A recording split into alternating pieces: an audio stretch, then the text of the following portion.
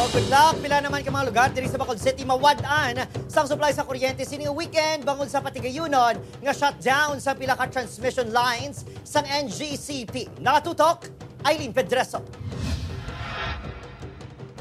Subong pa lang nagakalit na ang pila ka mga negosyante para makabawi sa kita nga madula sa palabuton nga Sabado bangod sa patigayunon nga scheduled power interruption sang Sineco halin alas 6 aga hasta alas 6 gabi.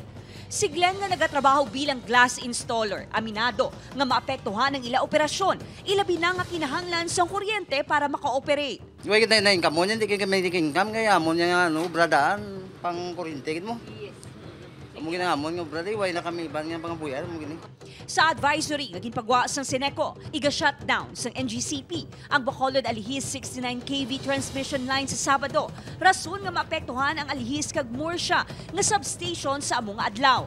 Iniman ang tion nga gamiton sa Sineco para magpatigayon sang maintenance works. Ang NGCP may na-schedule nga preventive maintenance sila. That comes from San Enrique, palapos sa Lisanto, napiktado ta. So, nag-right na lang kita na ang Sineco. Sa Domingo, Pebrero 4, apektado naman alas 8 sang aga hasta alas 4 sang hapon ang korosyon sang Mountain View Feeder 4, partikular sa bayin sang public market, pakadto sa Mandalagan Barangay Hall, bangod sa gihapon sa maintenance activities.